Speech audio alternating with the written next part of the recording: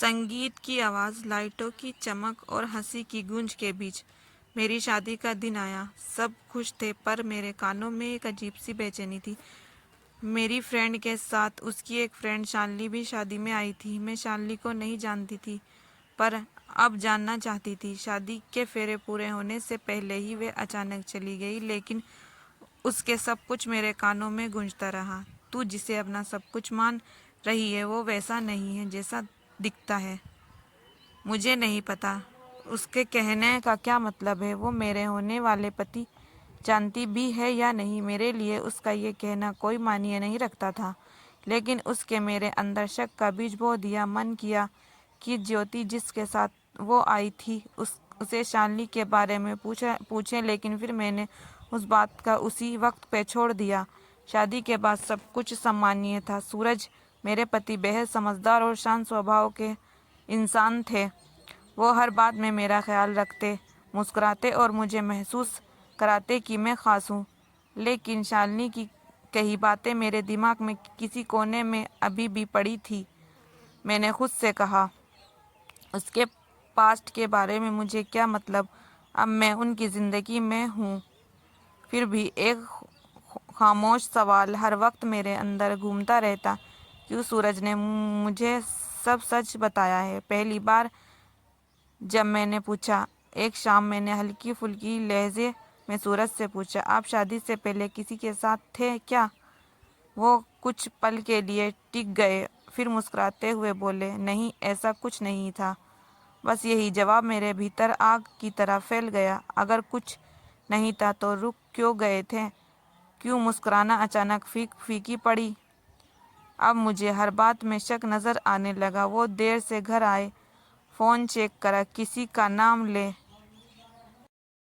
मुझे सब कुछ झूठ लगता। बात बात पर झगड़ा बढ़ने लगा। वो दिन जब सच्चाई सामने आई, रोज़ किसी न किसी बात पर झगड़ा होता। वो कोशिश करते मुझे समझाने की, मुझे समझने की, कहते कि तुम हर वक्त मुझसे लड़ती क्यों हो, आखिर बात क्या है? एक दिन झगड़ा इतना बढ़ गया कि मैंने गुस्से में कह दिया, शालिनी सही कहती थी कि तुम झूठे हो। सूरज चुप रहे कुछ पल, फिर धीरे से बोले, तुम शालिनी को कैसे जानती हो? मेरा जवाब उनकी तरफ सिर्फ देखना था। उन्होंने मेरी आंखों में अब वो दिखाई दिया जो मेरे दिल में इतने दिनों तक था। अच्छा, तो ये बात है। हाँ, मैं शालिनी को जानता था। मेरे दिल की धड़कन थम गई। वो बोले, हाँ, मैं उसे पसंद करता था, लेकिन उसने मेरे उस भावनाओं का फ़ायदा उठाने की कोशिश। असल में प्यार जैसा कुछ उसकी तरफ से कभी था ही नहीं। बस उसकी तरफ से उसे मेरे मन की फीलिंग्स का अंदाज़ा हो गया था और उसने उसी का इस्तेमाल अपने फ़ायदे के लिए करना चाहा। वो मेरे ऑफिस में मेरी जूनियर बनकर आई थी, लेकिन उसके इरादे कुछ और थे। उसका मकसद मुझे समझाना नहीं बल्कि मुझे हटाकर मेरी जगह लेना था। उसे लगता था कि मेरी भावनाओं का इस्तेमाल करके वो आगे बढ़ सकती है। जब मुझे उसकी मासा का पता चला तो मेरी अंदर कुछ टूट गया। जिस इंसान को मैं सच्चे दिल से देखता था, उसने मेरी भरोसे के अपने स्वार्थ के लिए इस्तेमाल करने की कोशिश की। मैंने उसे कुछ नहीं कहा, बस अपने कदम पीछे खींच लिए। हमारे बीच अब सिर्फ एक रिश्ता बचा था, प्रतिशोध का। लेकिन मैंने उसकी तरह नहीं सोचा। मैंने अपनी भावनाओं को ताकत बनाकर अपने काम पर ध्यान दिया।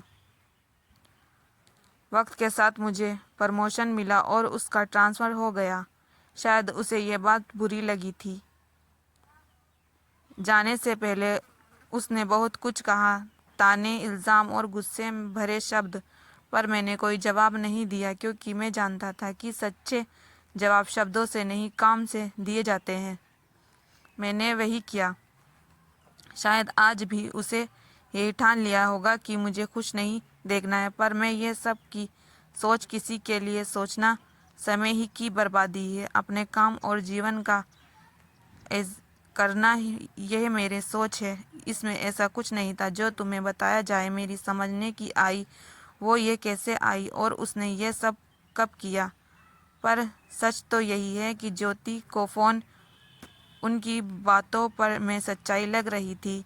अगले दिन मैंने ज्योति को फ़ोन किया और बातों बातों में शालिनी के बारे में पूछा। ज्योति ने कहा कि वो अचानक ही आई थी और मेरे साथ तेरे शादी चलने को कहा। मुझे समझ नहीं आया, लेकिन मैंने वो बोला ठीक है।